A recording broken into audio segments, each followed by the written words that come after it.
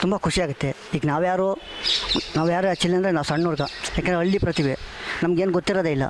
So ಅಂಥವ್ರನ್ನ ಪ್ರತಿಭೆನ ಗುರುತಿಸಿ ಕರೆಸಿ ಇದು ಮಾಡ್ತಾರೆ ಅಂದರೆ ಅವ್ರು ಹ್ಯಾಂಡ್ಸ್ ಆಫ್ ಇಡಬೇಕು.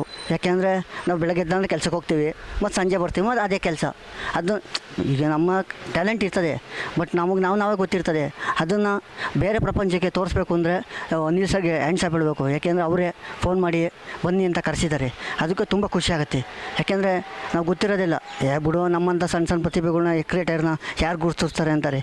ಈಗ ಬಟ್ ಅವರು ಅದು ಮಾಡಿದ್ದಾರೆ, ತುಂಬ ನಮಗೆ ಹ್ಯಾಂಡ್ಸ್ ಆಫ್ ಆಗುತ್ತೆ.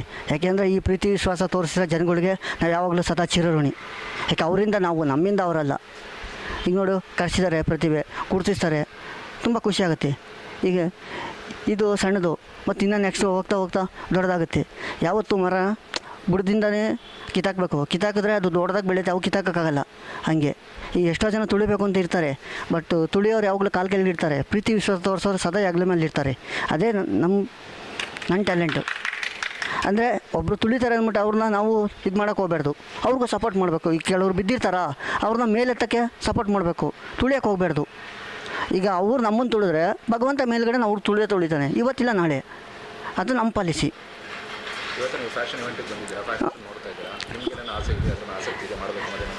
ಇಲ್ಲ ಖಂಡಿತ ಇಲ್ಲ. ಯಾಕೆಂದರೆ ನಾವು ಕೆಲಸ ಮಾಡಿ ಜೀವನ ಮಾಡೋ ಜನ. ಅದು ಇವತ್ತು ಫಸ್ಟ್ ಟೈಮ್ ಈ ಥರ ಬಂದಿರೋದು. ನಮ್ಗೆ ಫ್ಯಾಷನ್ ಅಂದರೆ ಏನು ಅಂತಲೇ ಗೊತ್ತಿರಲಿಲ್ಲ. ಈಗ ಬಂದ ಮೇಲೆ ಗೊತ್ತಾಗುತ್ತೆ. ಇದರಿಂದನೂ ಸುಮಾರು ಜನ ಎಷ್ಟೋ ಪ್ರಪಂಚ ಕಟ್ಕೊಂಡಿದ್ದಾರೆ. ಸೊ ಹಂಗೆ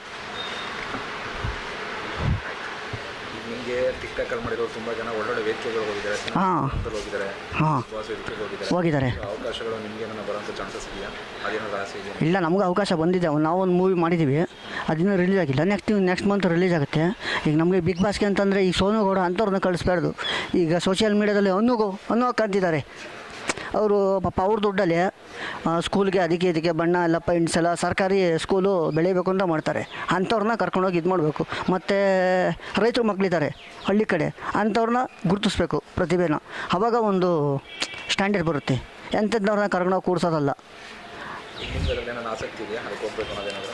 ಇಲ್ಲಪ್ಪ, ನಮ್ಗೆ ಆಪರ್ಚುನಿಟಿ ಸಿಕ್ಕಿದ್ರೆ ನಾವು ಹೋಗ್ತೀವಿ.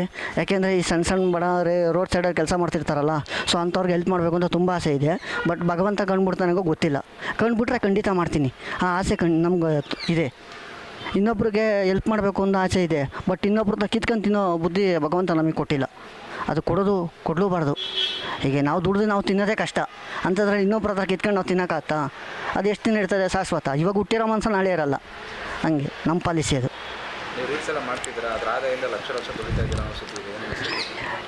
ಎಲ್ಲ ಪ್ರಮೋಷನ್ ಅವು ಇವು ಮಾಡಿದ್ರೆ ಬರುತ್ತೆ. ನಾವು ನಮ್ಮ ಆಸೆಗೋಸ್ಕರ ಇನ್ನೊಬ್ಬರು ಜನನ ಬಲಿ ಕೊಡೋಕೆ ನಮ್ಗೆ ಇಷ್ಟ ಇಲ್ಲ. ಈಗ ನಾವು ಇದುವರೆಗೆ ₹1 ನಾವು ತೊಗೊಂಡಿಲ್ಲ. ಈಗ ಮಾಡ್ತಾರೆ ಪ್ರಮೋಷನ್ಗೆ ಅಂತ, ಮಾಡಿಕೊಡ್ಬೇಕಾ? ಫ್ರೀಯಾಗಿ ಮಾಡಿಕೊಡ್ತೀನಿ, ದುಡ್ಡು ತೊಗೊಳಲ್ಲ. ಯಾಕೆಂದರೆ ನಾವು ಕೆಲಸ ಮಾಡಿ ದುಡ್ಡಿದ್ರೆ ನಮ್ಮ ಹತ್ರ ಇರೋಲ್ಲ. ನಾವು ಇನ್ನೊಬ್ಬರ ಹತ್ರ ತೊಗೊಂಡಿದ್ದಿರುತ್ತಾ? 1 ತಿಂಗಳಿರುತ್ತೆ, 2 ತಿಂಗಳು, 3 ತಿಂಗಳಿರುತ್ತೆ. ಆಮೇಲೆ ಮತ್ತು ನಾವು ಕೆಲಸ ಮಾಡಲೇಬೇಕಾ? ಅದಕ್ಕೆ thank you.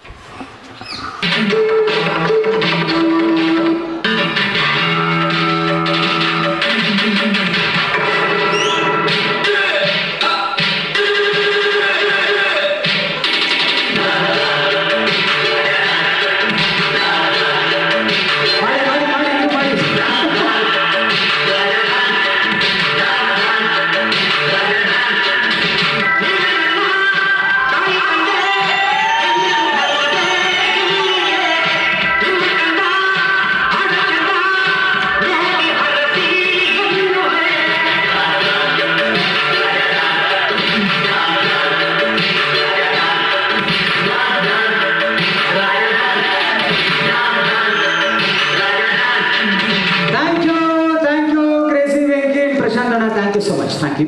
Thank you. Please come.